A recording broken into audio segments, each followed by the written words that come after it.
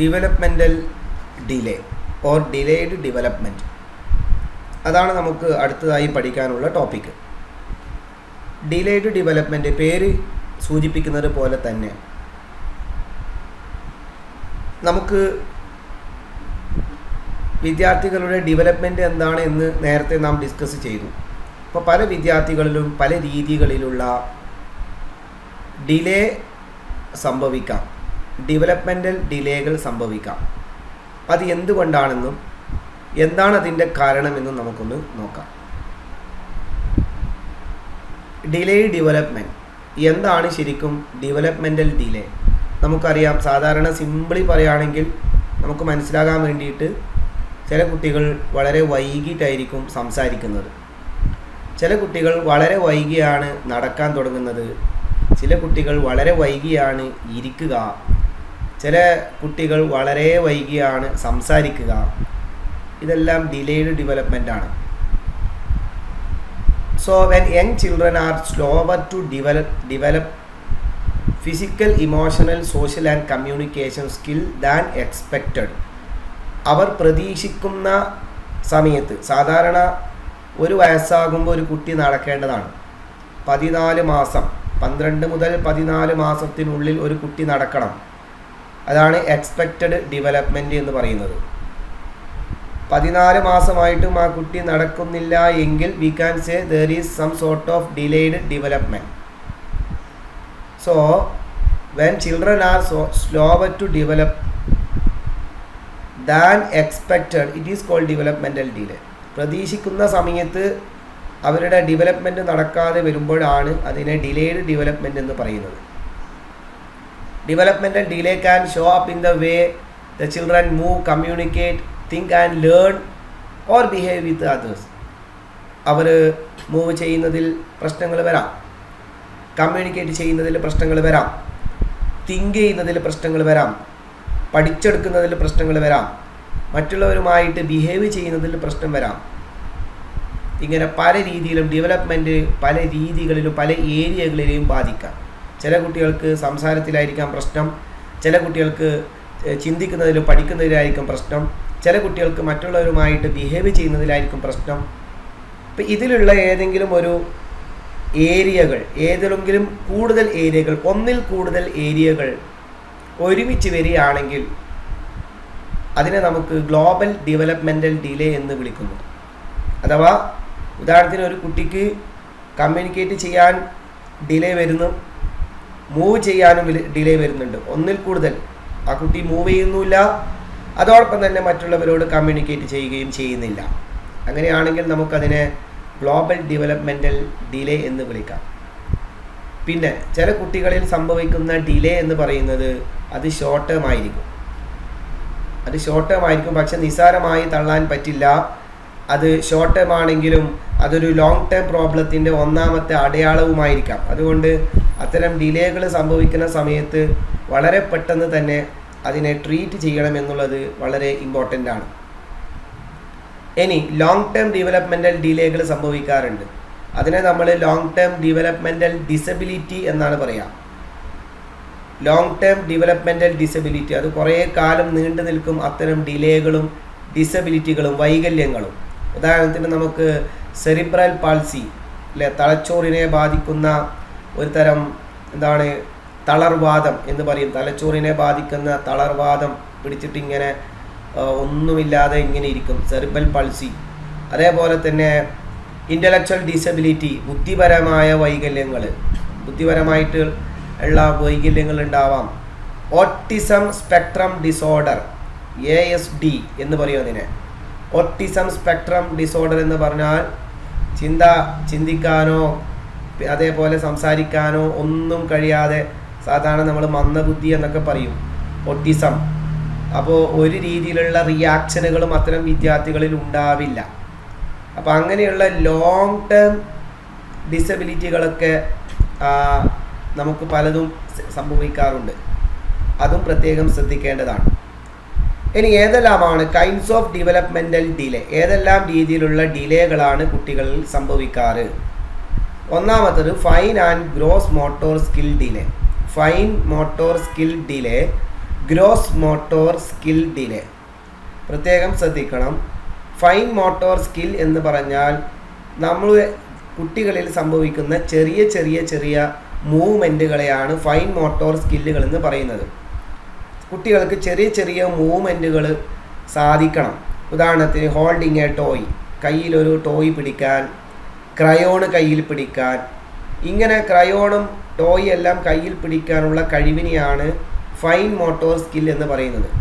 അപ്പോൾ കുട്ടിക്ക് ഒരു കയ്യിൽ ഒരു ടോയ് കൊടുത്തു കഴിഞ്ഞാൽ കയ്യിൽ പിടിക്കാൻ പറ്റുന്നില്ല എങ്കിൽ ആ കുട്ടിക്ക് ഫൈൻ മോട്ടോർ സ്കിൽ ഇല്ല എന്നാണ് അർത്ഥം. ഒരു ക്രയോണ് കയ്യിൽ കൃത്യമായി പിടിച്ചു വെക്കാൻ പറ്റുന്നില്ല എങ്കിൽ ആ കുട്ടിക്കും ഫൈൻ മോട്ടോർ സ്കിൽ ഇല്ല ഫൈൻ മോട്ടോർ സ്കിൽ ഇല്ല എന്നുള്ളതാണ് നമുക്ക് പറയാൻ പറ്റുക. ഈ ഗ്രോസ് മോട്ടോർ എന്ന് പറഞ്ഞു കഴിഞ്ഞാൽ ലാർജർ മൂവ്മെൻറ്റ്, കുറച്ചും കൂടെ ലാർജർ ആയിട്ടുള്ള മൂവ്മെൻറ്റുകൾ. ഉദാഹരണത്തിന് ജമ്പിങ്, ചാടുക, സ്റ്റെയറുകൾ കയറുക, ഒരു ബോൾ എടുത്തിട്ട് ത്രോ ചെയ്യുക, ഇതെല്ലാം ഗ്രോസ് മോട്ടോർ സ്കില്ലുകളാണ്. കുട്ടികളിൽ ഇതിലും ഡിലേ സംഭവിക്കാറുണ്ട്. സാധാരണ ഒരു 5 വയസ്സാവുന്ന സമയത്ത്, ശരിക്കും ബൈ ദ ഏജ് ഓഫ് 5 വയസ്സാകുമ്പോൾ most children can stand on 1 foot for 10 seconds.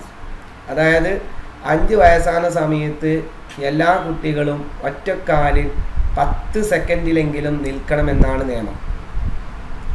ഒരു ഫോർക്കോ സ്പൂണോ ഉപയോഗിച്ച് ഭക്ഷണം കഴിക്കണമെന്നാണ്. അതില്ല എങ്കിൽ നമുക്ക് പറയാൻ പറ്റും ഈ കുട്ടിയിൽ ഏതോ രീതിയിലുള്ള ഡെവലപ്മെൻ്റൽ ഡിലേ സംഭവിക്കുന്നുണ്ട്. Exhibiting some of the following signs can mean that child has delays in developing certain fine or gross motor functions. അപ്പോൾ താഴെ പറയുന്ന കുറേ സൈനുകൾ, ആ അടയാളങ്ങൾ കുട്ടികളിൽ കാണുകയാണെങ്കിൽ ഏതോ രീതിയിലുള്ള ഫൈൻ മോട്ടോർ സ്കില്ലുകളോ ഗ്രോസ് മോട്ടോർ സ്കില്ലുകളോ ആ കുട്ടിയിൽ ഇല്ല, അത്തരം വിഷയങ്ങളിൽ കുട്ടിക്ക് ഡിലേ സംഭവിക്കുന്നുണ്ട് എന്നാണ് അർത്ഥം. എന്തൊക്കെയാണ്? Floppy or loose trunk and limbs, അതായത് കൈകാലുകൾ ലൂസായിട്ടുള്ള കൈകാലുകൾ കുട്ടികളെ കാണാം. ഇങ്ങനെ ഒരു സ്ട്രോങ് ഉണ്ടാവില്ല, ലൂസായിട്ടുള്ള കൈകാലുകൾ. സ്റ്റിഫ് ആംസ് ആൻഡ് ലെഗ്സ്, അതേപോലെ ചില കുട്ടികളുടേത് വളക്കാൻ പറ്റാത്ത കൈകാലുകൾ. അതേപോലെ limited movement in arms and legs, നമ്മുടെ കാലുകളും കൈകളും ഇതെല്ലാം തന്നെ കൃത്യമായി എല്ലാം വിചാരിച്ച പോലെയൊന്നും നമുക്ക് മൂവ് ചെയ്യാൻ പറ്റാതിരിക്കുക. ഇനബിലിറ്റി ടു സിറ്റ് വിത്തൗട്ട് സപ്പോർട്ടില്ലാതെ നമുക്ക് ഇരിക്കാൻ പറ്റാതിരിക്കുക. സപ്പോർട്ടില്ലാതെ കുട്ടിക്ക് ഇരിക്കാൻ പറ്റില്ല. അങ്ങനെയാണ് അത് ഡിലേ ആണ്, ഡെവലപ്മെൻ്റൽ ഡിലേ ആണ്.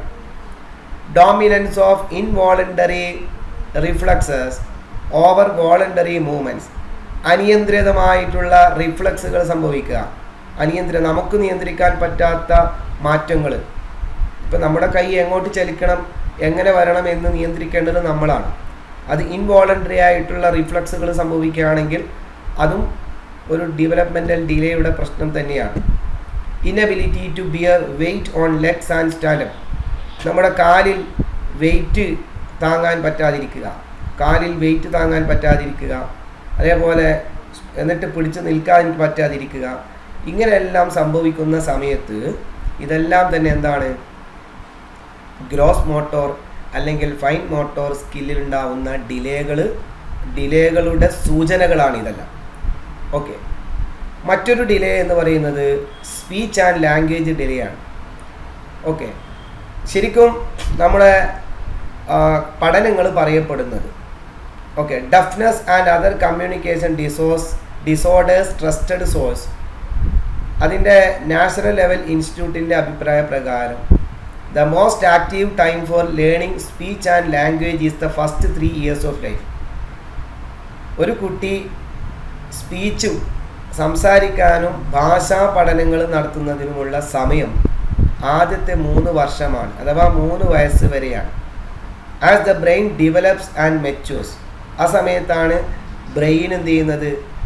ഡെവലപ്പ് ചെയ്യുകയും മെച്യൂരിറ്റിയിലേക്ക് എത്തുകയും ചെയ്യുന്നത്. അപ്പോൾ ആദ്യത്തെ 3 വർഷമാണ് കുട്ടി സ്പീച്ചും അതുപോലെ ലാംഗ്വേജും ഒക്കെ നന്നായി ഡെവലപ്പ് ചെയ്യേണ്ടത്. The language learning process begins when an infant communicates hunger by crying. ഒന്നാമത്തെ ലാംഗ്വേജ് എന്ന് പറയുന്നത് കുട്ടിയുടെ ആദ്യത്തെ ലാംഗ്വേജ് എപ്പോഴാണ്? കുട്ടിക്കൊന്നും സംസാരിക്കാതിരിക്കുന്ന സമയത്ത് ഒരു ഇൻഫാൻ്റ് ആയിട്ടുള്ള ഒരു കുട്ടി, ഒരു നവജാത ശിശു, ആ കുട്ടി വിശക്കുമ്പോൾ കരയുന്നു. ആ കരയിലാണ് കുട്ടിയുടെ ഒന്നാമത്തെ ലാംഗ്വേജ്. 6 മാസമാകുന്ന സമയത്ത് ബേസിക് ലാംഗ്വേജുകളുടെ സൗണ്ടുകൾ ആ കുട്ടിക്ക് മനസ്സിലാക്കാൻ വേണ്ടി സാധിക്കുമെന്നാണ്. ഒരു 12 മുതൽ 15 മാസം വരെ ഉള്ള ഒരു സമയം, 12 മാസം എന്ന് പറഞ്ഞാൽ ഒരു വർഷം, ഒരു വയസ്സ്, അല്ലെങ്കിൽ ഒരു 15 മാസം വരെയുള്ള കുട്ടികളാണെങ്കിൽ ഒരു 2 or 3 സിമ്പിൾ വേർഡ്സ്, അവർക്ക് 2-3 വാക്കുകൾ ഒരുമിച്ച് പറയാനുള്ള കഴിവ് ഉണ്ടാവണം. അതേപോലെ ടോഡ്ലർ, പിച്ച വെച്ച് നടക്കുന്ന ഒരു സമയത്ത് they can say several words by the time they are 18 months. അവരൊരു 1.5 വയസ്സൊക്കെ ആകുമ്പോൾ ഒരുപാട് വാക്കുകൾ അവർക്ക് പറയാൻ പറ്റണം. when they reach the age of 3 വയസ്സാവുന്ന സമയത്ത് most children can speak in brief sentences. എല്ലാ കുട്ടികളും ബ്രീഫായിട്ടുള്ള സെൻറ്റൻസുകൾ അവർ പറയാൻ തുടങ്ങും, അല്ലേ? അപ്പോൾ നമുക്കറിയാം speech and language delay are in the same. സ്പീച്ചും ലാംഗ്വേജ് ഡിലേയും സെയിം അല്ല എന്ന് പ്രത്യേകം മനസ്സിലാക്കണം. സ്പീച്ച് ഡിലേ വേറെയാണ്, ലാംഗ്വേജ് ഡിലേ വേറെയാണ്. Speaking requires the muscle coordination. അത് സ്പീക്കിങ്ങിന് മസിൽ കോർഡിനേഷൻ ആവശ്യമാണ്. അതിൽ നമ്മുടെ നാവ്, വായ, ചുണ്ട്, അതേപോലെ നമ്മുടെ തൊണ്ട, ഇതെല്ലാം തന്നെ, അല്ലേ? ഇപ്പോൾ നമ്മുടെ തൊണ്ടയിൽ നിന്നൊക്കെയാണ് നമ്മുടെ പല കാര്യങ്ങളും പുറത്തു വരുന്നത്. അപ്പോൾ നമുക്ക് നമ്മുടെ നാവും ചുണ്ടും തൊണ്ടയും വായുവും എല്ലാം കൂടി കോർഡിനേറ്റ് ചെയ്യുമ്പോഴാണ് പല സൗണ്ടുകളും പുറത്തേക്ക് വരുന്നത്. ഇപ്പോൾ നമ്മൾ എന്ന് പറയുമ്പോൾ ശരിക്കും നമ്മുടെ തൊണ്ടയിൽ നിന്നാണ് അത് പുറത്തേക്ക് വന്നിരിക്കുന്നത്, അല്ലേ? അപ്പോൾ അതിന് പല കോർഡിനേഷനും നടക്കണം. പക്ഷേ A speech delay occurs when children are in saying as many words as would be expected for their age. Speech delay എന്ന് പറഞ്ഞു കഴിഞ്ഞാൽ എന്താണ്? കുട്ടി അവരവരുടെ പ്രായത്തിനനുസരിച്ചിട്ട് ആവശ്യമായ വാക്കുകൾ സംസാരിക്കാതിരിക്കുമ്പോഴാണ് കുട്ടിയെ സ്പീച്ച് ഡിലേ എന്ന് പറയുന്നത്. അപ്പോൾ സ്പീച്ച് ഡിലേ എന്ന് പറയുന്നത് ഓരോ പ്രായത്തിനനുസരിച്ച് കൊണ്ട് ആവശ്യമായ സെൻറ്റൻസുകളും വാക്കുകളും കുട്ടി പറയുന്നില്ല എങ്കിൽ അവിടെ സ്പീച്ച് ഡിലേ എന്ന് നമുക്ക് പറയാം. അപ്പോൾ സ്പീക്കിങ്ങിന് ഈ പറയപ്പെടുന്ന മസിൽ കോർഡിനേഷൻ ആവശ്യമാണ് എന്നും കൂടി നമ്മൾ ഓർക്കണം. A language delay occurs when children have difficulty in understanding what other people say. ശരിക്കും ലാംഗ്വേജ് ഡിലേ എന്ന് പറയുമ്പോൾ എപ്പോഴാണ്? മറ്റൊരാൾ പറയുന്നത് കുട്ടിക്ക് മനസ്സിലാവുന്നില്ല, or he or she can't express their own thoughts. അവരുടെ സ്വന്തം ചിന്തകളും അവരുടെ ചിന്തകളെല്ലാം തന്നെ അവർക്ക് എക്സ്പ്രസ് ചെയ്യാൻ പറ്റുന്നില്ല. അതാണ് ലാംഗ്വേജ് ഡിലേ. സ്പീക്കിംഗ് എന്ന് പറയുന്നത് അവർക്ക് മതിയായ വാക്കുകൾ പറയാൻ പറ്റാതിരിക്കുക.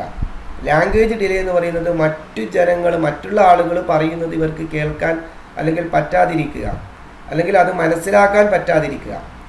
ഇപ്പോൾ ലാംഗ്വേജ് ഇൻക്ലൂഡ്സ്, ലാംഗ്വേജ് എന്ന് പറയുമ്പം അതിൽ സ്പീക്കിംഗ് വന്നു, അതേപോലെ ജസ്റ്ററിങ് വന്നു, സിംഗിങ് പാട്ട് പാടൽ വന്നു, റൈറ്റിംഗ് വന്നു,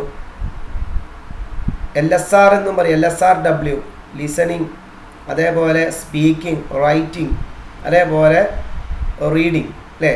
അങ്ങനെ നമുക്ക് LSRW എന്ന് പറയുന്ന ആ ഒരു ലെവലിലേക്ക് നമുക്ക് ലാംഗ്വേജ് വരണം. ലാംഗ്വേജ് അങ്ങനെയാണ് വരിക. It can be hard to distinguish between speech and language delay in young children. ചെറിയ കുട്ടികളിൽ നമുക്ക് സ്പീച്ച് ഡിലേയും ലാംഗ്വേജ് ഡിലേയും പെട്ടെന്ന് തരംതിരിച്ചെടുക്കാൻ ഭയങ്കര ബുദ്ധിമുട്ടാണ്. A child who understands things and can express their needs but is in speaking as many words as they should may have in isolated speech delay. ഒരു കുട്ടിക്ക് മറ്റൊരാൾ പറഞ്ഞ എല്ലാ കാര്യവും മനസ്സിലാവുന്നുണ്ട്, ഓക്കെ, പക്ഷേ അവർക്ക് മതിയായ വാക്കുകൾ പറയാൻ പറ്റുന്നില്ല. അങ്ങനെയാണെങ്കിൽ നമുക്കത് സ്പീച്ച് ഡിലേ ആണ്, ഓക്കെ. അത് ലാംഗ്വേജ് ഡിലേ അല്ല. മറ്റൊരാൾ പറയുന്നത് കേട്ട് മനസ്സിലാക്കാൻ പറ്റുന്നുണ്ടെങ്കിൽ അവർക്ക് ലാംഗ്വേജ് ഡിലേ ഒന്നുമില്ല. Poor hearing can cos speech and language delay. ഈ കേൾവിയുടെ പ്രശ്നം ശരിക്കും ഇതിനെ രണ്ടിനെയും ബാധിക്കും. അതുകൊണ്ട് ഡോക്ടർമാരുടെ അടുത്തേക്ക് പോയി കഴിഞ്ഞാൽ, ഇപ്പോൾ നിങ്ങൾ ചെറിയ കുട്ടിയൊക്കെ ജനിച്ചു കഴിഞ്ഞാൽ തന്നെ കാണാം, കുട്ടിയുടെ ഹിയർ ടെസ്റ്റിംഗ് എന്ന് പറഞ്ഞിട്ടൊരു ടെസ്റ്റുണ്ട്. കുട്ടിക്ക് കേൾവി ശക്തി ടെസ്റ്റ് ചെയ്യുക. അപ്പോൾ ഡോക്ടർ അത് കൃത്യമായി എന്ത് ചെയ്യും, ഒരു ഡയഗ്നോസ് ചെയ്ത് അത് ടെസ്റ്റ് ചെയ്ത് ഡയഗ്നോസ് ചെയ്യും. അതേപോലെ തന്നെ children with speech and language delay are ഓഫർ referred to a speech language pathologist. അയാളെ ഒരു ലാംഗ്വേജ് അല്ലെങ്കിൽ സ്പീച്ച് പാത്തോളജിസ്റ്റിനെ കണ്ടിട്ട് അതിന് ട്രീറ്റ്മെൻറ്റ് നടത്തണം. നേരത്തെ അത് ഇൻ്റർവെൻഷൻ നടത്തി കഴിഞ്ഞാൽ കുട്ടിയിൽ വളരെയധികം ഗുണങ്ങൾ അത് ചെയ്യും എന്നുള്ളതും ഉറപ്പാണ്. മറ്റൊന്ന്, മൂന്നാമത്തെ ഒരു തരം ഡിസോർഡറാണ് ഓട്ടിസം സ്പെക്ട്രം ഡിസോർഡർ, ASD എന്ന് പറയും. അതായത് നമുക്ക് ന്യൂറോ ഡെവലപ്മെൻ്റൽ കണ്ടീഷൻ. ഇപ്പോൾ സാധാരണ autistic people may think move. Autism ബാധിച്ച ഒരു കുട്ടി, ആ കുട്ടി ചിന്തിക്കുന്നത്, ചലിക്കുന്നത്, കമ്മ്യൂണിക്കേറ്റ് ചെയ്യുന്നത്, അതേപോലെ അവരുടെ സെൻസുകൾ പ്രവർത്തിക്കുന്നതെല്ലാം തന്നെ ഒരു നോർമൽ പേഴ്സണിൽ നിന്നും വ്യത്യാസമായിരിക്കും. അവർക്കൊന്നും ചിന്തിക്കാനോ പ്രവർത്തിക്കാനോ മനസ്സിലാക്കാനോ കമ്മ്യൂണിക്കേറ്റ് ചെയ്യാനോ ഒന്നും പറ്റില്ല. Differently from neuro typical people. സാധാരണ നല്ലൊരു ന്യൂറോ ടിപ്പിക്കലായിട്ടുള്ള ഒരു മനുഷ്യൻ ചിന്തിക്കുന്നതിൽ നിന്നും മൂവ് ചെയ്യുന്നതിൽ നിന്നും കമ്മ്യൂണിക്കേറ്റ് ചെയ്യുന്നതിൽ നിന്നും വളരെയധികം വ്യത്യാസപ്പെട്ടുകൊണ്ടായിരിക്കും ഒരു ഓട്ടിസം ബാധിച്ച ഒരാൾ എന്ത് ചെയ്യുക, ചിന്തിക്കുക. So it is usually diagnosed in early childhood and includes A noticeable delay in language and social development. ശരിക്കും സാധാരണ ചെറിയ കുട്ടിക്കാലത്ത് തന്നെ, ഒരു ചൈൽഡ്ഹുഡിൽ തന്നെ സാധാരണ ഇത് ഡയഗ്നോസ് ചെയ്യപ്പെടേണ്ടതാണ്, ഇല്ലെങ്കിൽ പ്രശ്നമാണ്. അപ്പോൾ സാധാരണ അവരുടെ ലാംഗ്വേജിലും സോഷ്യൽ ഡെവലപ്മെൻറ്റിലൊക്കെ കാര്യമായ മാറ്റം നമുക്ക് കാണാനും സാധിക്കും. So in fact it is recommended that all children be screened for symptoms of autism at 18 and 24 months using standardized screening tools. 1.5 വയസ്സ് അല്ലെങ്കിൽ 2 വയസ്സാകുമ്പോൾ തന്നെ കുട്ടികളിൽ ഓട്ടിസം ഉണ്ടോ എന്ന്, അതിൻ്റെ സിംറ്റംസ് ഒക്കെ ഉണ്ടോ എന്ന് നമ്മൾ സ്ക്രീൻ ചെയ്യേണ്ടത് വളരെയധികം അത്യാവശ്യമാണ്. പക്ഷേ നമുക്ക് ചില സമയത്ത് symptoms R sometimes obvious early. അതിൻ്റെ സിംറ്റംസ് ചെറുപ്പം മുതൽ തന്നെ കാണും. പക്ഷേ ചില സമയത്ത് നമുക്ക് 2 വയസ്സോ 3 വയസ്സോ എത്തുന്നത് വരെ ഓട്ടിസത്തിൻ്റെ ലക്ഷണങ്ങളൊന്നും കാണാൻ സാധിക്കില്ല, നമുക്ക് തിരിച്ചറിയാൻ പറ്റില്ല. അതേപോലെ തന്നെ ഈ ഓട്ടിസം എന്ന് പറയുന്നതിൻ്റെ സൈനുകളും അതിൻ്റെ സിംറ്റംസുകളും സൂചനകളും എല്ലാം തന്നെ വ്യത്യാസപ്പെടും. But usually include delayed speech and language skills and challenges communicating and interacting with others. പ്രധാനമായും ASD അല്ലെങ്കിൽ ഓട്ടിസം സ്പെക്ട്രം ഡിസോർഡറിൻ്റെ ഏറ്റവും പ്രധാനപ്പെട്ട സൈൻസും സിംറ്റംസ് എന്ന് പറയുന്നത് സ്പീച്ചിലുള്ള ഡിലേ ആണ്. ലാംഗ്വേജ്, മറ്റുള്ളവർ പറഞ്ഞത് മനസ്സിലാകാൻ പറ്റാത്തതിലുള്ള ഡിലേകളാണ്. കമ്മ്യൂണിക്കേഷൻ നടത്താൻ പറ്റാത്തതിലുള്ള പ്രശ്നങ്ങളാണ്. മറ്റൊരാളുമായിട്ട് ഇൻട്രാക്ട് ചെയ്യാൻ പറ്റാത്തതിലുള്ള പ്രശ്നമാണ്. അത് മാത്രമല്ല, ഈ ഓട്ടിസത്തിൻ്റെ ഒരു പ്രശ്നം എല്ലാവരും വ്യത്യസ്തമായിരിക്കും. Autistic person is unique. So symptoms and the way people experience them vary greatly. Hence called the autism spectrum. അതുകൊണ്ടാണ് അതിനെ ഓട്ടിസം സ്പെക്ട്രം ഡിസോർഡർ എന്ന് തന്നെ പറയുന്നത്. ഇത് ഓരോരാൾക്കും ഓരോ രീതിയിലായിരിക്കും അത് എക്സ്പീരിയൻസ് ചെയ്യപ്പെടുന്നതും ഒക്കെ. ഇപ്പോൾ സാധാരണ ഓട്ടിസത്തിൻ്റെ ചില സിംറ്റംസ് എന്ന് പറയുന്നത് നമുക്ക് മനസ്സിലാക്കാം. സാധാരണ കുട്ടികളിൽ ഓട്ടിസം ഉണ്ട് എന്ന് ചെറുപ്പത്തിൽ തന്നെ നമുക്ക് തിരിച്ചറിയണമെങ്കിൽ ഈ പറയപ്പെടുന്ന സിംറ്റംസ് ഒക്കെ ഉണ്ടോ എന്ന് നോക്കണം. Not being responsive to their name, പേര് വിളിച്ചാൽ റെസ്പോൺസ് ഉണ്ടാവില്ല. അതേപോലെ dislike of cuddling or playing with others, ഒരാളുമായിട്ട് കളിക്കാൻ താല്പര്യം ഉണ്ടാവില്ല. ഫേഷ്യൽ എക്സ്പ്രഷൻ ഉണ്ടാവില്ല, മുഖഭാവങ്ങളിൽ ഒരു വ്യത്യാസവും കുട്ടികളിൽ ഉണ്ടാവില്ല. എങ്കിൽ ഇപ്പോൾ നമ്മൾ മുഖഭാവങ്ങളൊക്കെ, കുട്ടികളുടെ മുഖഭാവങ്ങളൊക്കെ നമ്മളിങ്ങനെ കുട്ടികളെ കളിപ്പിക്കുമ്പോഴൊക്കെ കുറേ തമാശയ്ക്ക് വേണ്ടിയിട്ട് കുറേ മുഖഭാവങ്ങളൊക്കെ നമ്മളിങ്ങനെ തമാശക്കൊക്കെ ആക്കൂലേ, ആ സമയത്തൊന്നും ഫേഷ്യൽ എക്സ്പ്രഷനൊന്നും മാറ്റമില്ല എങ്കിൽ ഓട്ടിസം ഉണ്ടോ എന്ന് നമ്മൾ ശ്രദ്ധിക്കേണ്ടതുണ്ട്. അതേപോലെ inability to speak or difficulty speaking. ഇപ്പോൾ ക്യാരിങ് ഓൺ എ കോൺവെർസേഷൻ, ഒരു കോൺവെർസേഷൻ സംഭാഷണം മുമ്പോട്ട് കൊണ്ടുപോകാൻ പറ്റൂല, സ്പീക്ക് ചെയ്യാൻ പറ്റൂല, ഡിഫിക്കൽട്ടാണ്. സ്പീക്ക് ചെയ്യുന്നത് തന്നെ വളരെ ഡിഫിക്കൽട്ടായിരിക്കും. അതല്ലെങ്കിൽ കുട്ടിക്ക് വേർഡുകളും സെൻറ്റൻസുകളും റിമെമ്പർ ചെയ്യാൻ, ഓർത്ത് വെക്കാൻ ഭയങ്കര പ്രയാസമായിരിക്കും. അതേപോലെ ഏറ്റവും പ്രധാനപ്പെട്ട ഓട്ടിസത്തിൻ്റെ ഒരു സിംറ്റം എന്ന് പറയുന്നത് റെപ്പിറ്റേറ്റീവ് മൂവ്മെൻറ്റ്സ് ആണ്. ആവർത്തനം ചെയ്തുകൊണ്ടിരിക്കുന്ന കാര്യങ്ങൾ, ഒരു കാര്യം ചെയ്ത് തന്നെ വീണ്ടും വീണ്ടും വീണ്ടും കുട്ടി ചെയ്തുകൊണ്ടിരിക്കും. ബോൾ കൊണ്ടുവെക്കും എടുക്കും, വീണ്ടും കൊണ്ടുവെക്കും എടുക്കും. അതേപോലെ തന്നെ ഡെവലപ്മെൻറ്റ് ഓഫ് സ്പെസിഫിക് റുട്ടീൻ, ചില പ്രത്യേകമായ റുട്ടീനുകൾ അവരുണ്ടാക്കും. സാധാരണ ആളുകളിൽ കാണാത്ത ശീലങ്ങളോ കാര്യങ്ങളോ അവരിൽ കാണാൻ വേണ്ടി സാധിക്കും. അതേപോലെ കോർഡിനേഷൻ പ്രോബ്ലം, ഇപ്പോൾ നമുക്ക് സ്പീക്ക് ചെയ്യുന്ന സമയത്ത് നേരത്തെ പറഞ്ഞതുപോലെ തൊണ്ടയും നാവും ചുണ്ടും ഇതെല്ലാം കോർഡിനേറ്റ് ചെയ്തുകൊണ്ടാണ് സംസാരിക്കുന്നത്. പക്ഷേ ആ കോർഡിനേഷൻ പ്രോബ്ലം അവർക്കുണ്ടാകും. അത് മാത്രമല്ല ഈ ഓട്ടിസം സ്പെക്ട്രം ഡിസോർഡറിൻ്റെ ഒരു പ്രത്യേകത, ദർ ഈസ് നോ ക്യൂർ. അത് വന്നാൽ അതിനെ ക്യൂർ ചെയ്യാൻ പറ്റില്ല. പക്ഷേ ഒരുപാട് തെറാപ്പികളും ഒരുപാട് അപ്രോച്ചുകളും കുട്ടിക്ക് കമ്മ്യൂണിക്കേറ്റ് ചെയ്യാനും കുട്ടി അനുഭവിക്കുന്ന സ്ട്രെസ്സ് റിലീവ് ചെയ്യാനും അതേപോലെ തന്നെ ടാസ്കുകളെല്ലാം ഡെയിലി ടാസ്കുകളൊക്കെ അവർക്ക് പൂർത്തീകരിക്കാനും ചില തെറാപ്പികളും ചില അപ്രോച്ചുകളും എന്ത് ചെയ്യുന്നുണ്ട്, സഹായിക്കുന്നുണ്ട്. പക്ഷെ പൂർണ്ണമായും ഒരു രോഗശമനം ASDക്ക് ഇല്ല എന്നുള്ളതാണ്. ഇനി അടുത്തതായിട്ട് നമുക്ക് പഠിക്കാനുള്ളത് causes and chances of developmental delay. ഇപ്പോൾ സാധാരണ എന്തൊക്കെ കാരണങ്ങൾ കൊണ്ടാണ് ഡെവലപ്മെൻറ്റൽ ഡിലേ വരുന്നത്, കുട്ടികൾക്ക് ഇങ്ങനെ ഡിലേ സംഭവിക്കുന്നത് എന്തുകൊണ്ടാണ്? അപ്പോൾ ശരിക്കും സാധാരണ ഈ ഡെവലപ്മെൻറ്റൽ ഡിസബിലിറ്റികളൊക്കെ ഉണ്ടാവുന്നത് കുട്ടി ജനിക്കുന്നതിന് മുമ്പാണ്. കുട്ടി ജനിക്കുന്നതിന് മുമ്പ് തന്നെ ഉണ്ടാവുന്നതാണ്.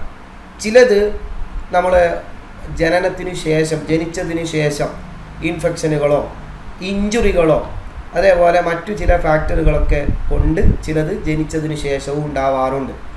അപ്പോൾ നമുക്ക് സാധാരണയായിട്ട് എന്താണ് ഇതിൻ്റെ കോസ്, കാരണങ്ങൾ എന്താണെന്ന് കൃത്യമായിട്ടൊന്ന് പിൻ പോയിൻ്റ് ചെയ്യാൻ നമുക്ക് ഭയങ്കര ബുദ്ധിമുട്ടാണ്. കാരണം ഒരുപാട് കാരണങ്ങൾ കൊണ്ട് ഇത് സംഭവിക്കാം. ചില സമയത്ത് ജനറ്റിക് ആയിട്ടുള്ള പാരമ്പര്യപരമായ കുറേ കാര്യങ്ങൾ, ഈ ഡൗൺ സിൻഡ്രം എന്നൊക്കെ പറയുന്ന ഒരുപാട് അസുഖങ്ങൾ പ്രയാസങ്ങളൊക്കെ ഉണ്ട്. അങ്ങനെ പാരമ്പര്യമായിട്ടുള്ള വിഷയങ്ങളും ചിലപ്പോൾ ഈ ഡെവലപ്മെൻറ്റൽ ഡിലേക്ക് കാരണമായിട്ട് വരുന്നുണ്ട്. അതേപോലെ infection and other complications during pregnancy and child birth. പിന്നെ ഏറ്റവും പ്രധാനമായും പ്രശ്നം വരുന്നത് അമ്മയുടെ പ്രഗ്നൻസി പീരീഡിലാണ്. ആ സമയത്ത് അമ്മയ്ക്ക് ഉണ്ടാകുന്ന ഇൻഫെക്ഷനും ഭയങ്കര കോംപ്ലിക്കേഷനും മാനസികമായിട്ടുള്ള ഭയങ്കര പ്രയാസങ്ങളും വേണ്ടാത്ത ചിന്തകളും അമ്മ അനുഭവിക്കുന്ന മാനസിക ദുഃഖങ്ങളും ഇതെല്ലാം തന്നെ പലപ്പോഴും ഡിലേഡ് ഡെവലപ്മെൻറ്റിന് കാരണമാകുന്നുണ്ട്. During pregnancy and childbirth as well as premature birth. നേരത്തെ സാധാരണ 9 മാസവും പൂർത്തീകരിച്ചിട്ടാണ് ഒരു കുട്ടി പുറത്തേക്ക് വരുന്നത് അല്ലേ. ചില അമ്മമാരൊക്കെ ഒരു 7 മാസം ആകുമ്പോൾ പ്രസവിക്കും. അപ്പോൾ ആ സമയത്ത് പ്രീമാച്വർ ബർത്ത് ഡിലേ ഡെവലപ്മെൻറ്റിന് കാരണമാകുന്നുണ്ട്. അതുപോലെ ഈ പ്രസവിക്കുന്ന സമയത്ത് നല്ല ഹോസ്പിറ്റലൊക്കെ നമ്മൾ എന്ത് ചെയ്യണം, തിരഞ്ഞെടുക്കണം. ചില ഹോസ്പിറ്റലുകളൊക്കെ പോയി കഴിഞ്ഞാൽ കപ്പിങ് പോലെ ഈ തലയിലൊക്കെ കുട്ടിയുടെ തലയിൽ എന്തൊക്കെയോ സാധനങ്ങളൊക്കെ ഇറുക്കി പിടിച്ച് പുറത്ത് കൊണ്ടുവരുന്ന ഒരു രീതി കാണാം. അതുമൂലമൊക്കെ ഡിലേഡ് ഡെവലപ്മെൻറ്റ് സംഭവിക്കാം. ഇപ്പോൾ developmental delay can also be a symptom of other underlying medical conditions including. Developmental ഡിലേകൾ വന്നാൽ ചില സമയത്ത് വളരെ വലിയ മെഡിക്കൽ കണ്ടീഷനുകളിലേക്കും അത് കാരണമാവും. അപ്പോൾ ഡെവലപ്മെൻറ്റൽ ഡിലേ വരുമ്പോൾ നമ്മൾ വളരെയധികം ശ്രദ്ധിക്കണം എന്നാണ് ഇതിൻ്റെ അർത്ഥം. അപ്പോൾ നമ്മൾ സാധാരണ അത് ഡിലേ അല്ലേ ശരിയായിക്കോളും എന്ന് വെച്ചിട്ട് നമ്മളവിടെ മിണ്ടാതിരുന്നാൽ അത് പിന്നീട് മൂത്ത് പിന്നീട് വേറെ പല മെഡിക്കൽ കണ്ടീഷനുകളിലേക്കും പോകുന്ന രീതിയിലേക്ക് വരും. Autism spectrum disorder, developmental delay ശ്രദ്ധിച്ചില്ല എങ്കിൽ ചിലപ്പോൾ ഓട്ടിസം ബാധിക്കാം, മന്ദബുദ്ധിയാവാം. സെറബ്രൽ പാൾസി, മസ്തിഷ്കത്തിന് തളർവാദം സംഭവിക്കാം. അതേപോലെ ഫെറ്റാൽ ആൽക്കഹോൾ സ്പെക്ട്രം ഡിസോർഡർ, അതേപോലെ ലാൻഡ്ഹൗ ക്ലെഫ്നർ സിൻഡ്രം എന്ന് പറഞ്ഞു കഴിഞ്ഞാൽ അതൊരു തരം ഈ ലാംഗ്വേജുകൾ തിരിച്ചറിയാൻ പറ്റാതിരിക്കുന്ന ഒരു പ്രയാസമാണ്. അതേപോലെ തന്നെ മിയോപാത്തീസ് എന്ന് പറഞ്ഞു കഴിഞ്ഞാൽ ശരീരത്തിനുള്ള അല്ലെങ്കിൽ കൈകാലുകൾക്ക് അവയവങ്ങൾക്കുണ്ടാവുന്ന പ്രയാസങ്ങളാണ്. അങ്ങനെ ഡൗൺ സിൻഡ്രം പോലുള്ള ജനറ്റിക് ഡിസോർഡറുകൾ, അങ്ങനെ നോക്കിക്കഴിഞ്ഞാൽ ഒരുപാട് മെഡിക്കൽ പ്രശ്നങ്ങളിലേക്ക് ചെറിയ രീതിയിൽ തുടങ്ങുന്ന ഡെവലപ്മെൻറ്റൽ ഡിലേകൾ മെഡിക്കൽ പ്രോബ്ലംസിലേക്ക് എത്താൻ സാധ്യതയുണ്ട്. അതുകൊണ്ട് വളരെയധികം കെയർഫുൾ ആയിരിക്കണം ആ വിഷയത്തിൽ. So it is important to remember that children develop at different rate. ഓരോ കുട്ടിയും ഓരോ റേറ്റിലാണ് വളരുന്നത്. എല്ലാവരും ഒരുപോലെ വളരുന്ന ആളുകളല്ല.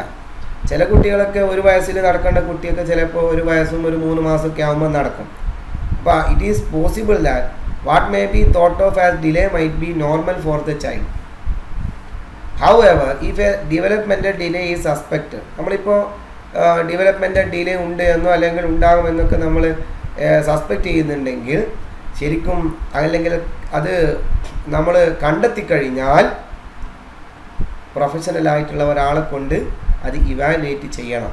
Okay, school age children diagnosed with a developmental delay may be eligible for special services.